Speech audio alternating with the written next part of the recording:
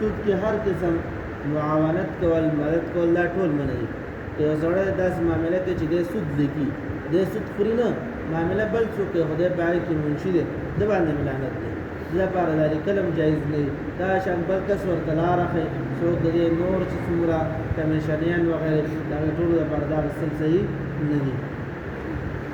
والواشمه والمستوشمه هغه خلک چې داغ لګوي هغه زنانه چې داغ لګوي بلې ته یا کومې ته چې داغ لګوي په دې دواړو باندې نبي علیه الصلاة والسلام لعنت کړی په خاوره طریقه وه چې دا ځای به وینې که یا به دې کې رانجه واچول هغه رانجه چې کله چې زخم وشي نو دی به تک شین شي نو هغه به لرې نه ښایسته شان ښکارېده نو دغه داغ چې دې باندې لعنت شوی والمصور او تصویر وختونکی تصویر جوړونکی په دې باندې نبي علیه الصلاة والسلام لعنت کړی بغیر د ضرورت تصویران وکړل دا حرام دی جایز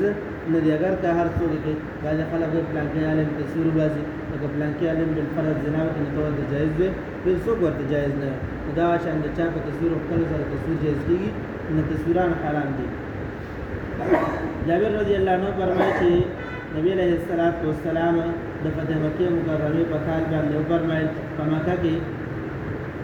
چې ان الله ورسوله حرم بيع الخمر والميتة والخنزير والأصنام چې الله جل شانه د شرابو د مردارې د خنزیر او د بوتانو اغوستل خرڅول حرام کړي دي نو نبی علیه الصلاة والسلام ته تپوس وشو د الله رسوله د مردارې چې کومه وازګه ده د دې په باره کې موږ له خبر راکړه ځکه چې دې باندې کښتۍ چې لیو کولی شي کښتۍ هغه وخت کې چې چلو پرې کولی شي والله کېدای شي کښتۍ پرې کولی شي یا جنګ پرې کېږي نو دغه باندې موږ دا کښتۍ باندې نګو او کښتۍ په غوړولی شي او دا شان څرمن چې کوم دي هغه په هغې باندې مګلی شي او خلک پرې رڼا حاصلوي دا شیدونه چې کوم دي دا جایز دي که جایز نه دي نبي علیه الصلاة والسلام ورته وفرمیل چې دا حرام دي چې یو بیره مرداره شوه د مردارې سره وازګه چې دا حرامه ده خو هغه مرداره چې د هغې خوړل جایز وي هغې نه چا سرمن وښکله او د دغې سرمنې دباغت یې وکړه سرمنې پاتې مثلا غوا مړه شوه اس مړ شو وغیره د دې نه چا سرمن وباسه او سرمان چې کوم دی ورسره طریقه کوي یا یې نور ته واچوي وچوي یا بې مالګه واچوي یا نور څه کیمیکل وغیره چې وي په هغې سره یې پاکه کړي نو دغه سرمن استعمالول بیا جایز دي نبي علیه الصلاة والسلام فرمایل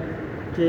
الله جل شانو د یهودیان هلاک کړي هر کله چې الله جل شانو هغې باندې وازګه حرام وکړه نو هغې هغه ویلې کړه او بیا خرڅوله او د هغې قیمت بیا خوړه نو هغې پکې بله حیله راوښتله الله ورته وازګه مه خورئ هغې څه چل وکړه هغه به یې ویلي کول او خرڅوله به یې د هغې قیمت بیا خوړه نو خلکو ته ویل چې موږ خو وازګه نه خورو د هغې قیمت خورو دا قیمت د کوم ځای نه راغلی او دغه شید نه راغلی که نو دغه شید چې دا حرام ده نو د هغې قیمت هم حرام ده نو دغه شان کم کسب چې حرام وي په هغې باندې پیسې هم اخیستله حرام وي نو بوتان حرام دي بوتان خرڅول هم حرام دي خنزیر نجس العین دی حرام دی په دې باندې پیسې اخیستل هم حرام دي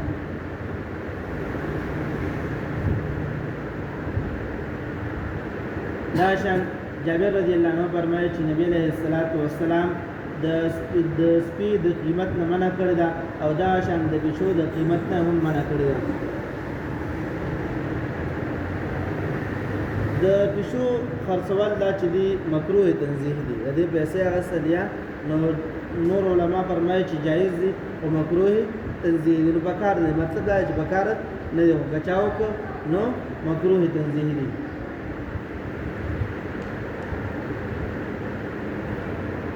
انس رضی الله عنه فرمایي چې ابو طیبه رضی الله عنه نبی علیہ الصلوۃ والسلام ته حجامه ولګوله نبی علیہ الصلوۃ والسلام حکم وکړ چې دله د یو سوا کجور ورکړي شي سوا د عربو یو پیمانه وه په هغې کې به دا نبی علیہ الصلوۃ والسلام حکم وکړ سوا نه تقریبا نن سبا 2 سره یا 4 سره جوړېږي 4 سره تقریبا جوړېږي نو دا یو پیمانه وه نبی علیہ الصلوۃ والسلام حکم وکړ چې دته د یو سوا کجور ورکړي شي او یو خبره خدا شوه دویم دا چې دا غلام و ابو طیبه صاحب څه غلام نو ده باندې خپل مالکانو ظلم کړ هغې به په طریقه به دا وه هغه وخت کې چې هغې به خپلو غلامانو باندې پیسې مقرر کړې وې چې ته په هفته کې ماله دونه راکې یا به د ورځې ماله دونه راکې که ته ګټلی شي او که نه شي ګټلی که هر څه کې خو ماله به دا پیدا کړي. نو نبي علیه الصلاۃ والسلام دغه مالکانو ته حکم وکړ چې د باندې کوم شي تاسو مقرر کړی دی د ورځې یا د هفتې وغیره دا دې تاسو کم کړی دا د باندې زیات دی. یو خو دې نه دا معلومه شوه که سړی حجامه ولګوي نو د حجامې کم قیمت چې دا اخیستل جایز دي. او دویم دا چې ستا کوم غلامې یا نن سبا نوکران دي نو هغې سره ګزاره کول چې څومره د هغې وسې د هغې د وس مطابق هغې باندې کار کول چې وس نه وي هغه عمره کار پرې نه کول. الله جل